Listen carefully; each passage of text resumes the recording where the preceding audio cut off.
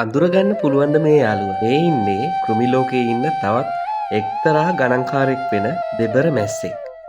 ජීවග්‍රහයෙන් නම් මෙයාව අපිට මේ විදිහට දකින්න හරි අමාරුයි.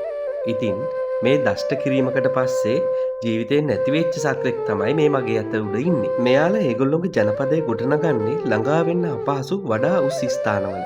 ඒ වගේමයි එයාලගේ ජනපදයට මොන හරි කරදරයක් සිද්ධ වුණොත් රංචු වශයෙන් එලව එලවා පහර දෙන්න මෙයාලා අමතක කරන්නේ නැහැ. ඒ වගේමයි එහෙම රංචු වශයෙන් කරන දෂ්ට කිරීමක් මාරාන්තික වෙන්නත් පුළුවන්. ඔය ප්‍රවාදයේ එනවනේ මීමැස්සෝ 7ක් බඹර විසය බඹර 7ක් දෙබර විසය දෙබර 7ක් නයි විසය කියලා. මේවා ප්‍රවාදගත කාරණා. නමුත් ආරක්ෂිත ක්‍රියාමාර්ගයක් නැතුව විශාල රංචුවක ප්‍රහාරයකට ලක් වුණොත් ජීවිත අවදානම ඉතා ඉහළයි කියන එක හම්බුවක් නෙමෙයි. ඒ වගේම අනිත් ප්‍රවාදගත කාරණය තමයි දෙබර දෂ්ටන එක විස බහින්නේ ඊළඟ දවසේ දෂ්ට කරපු වෙලාවට කියන එක.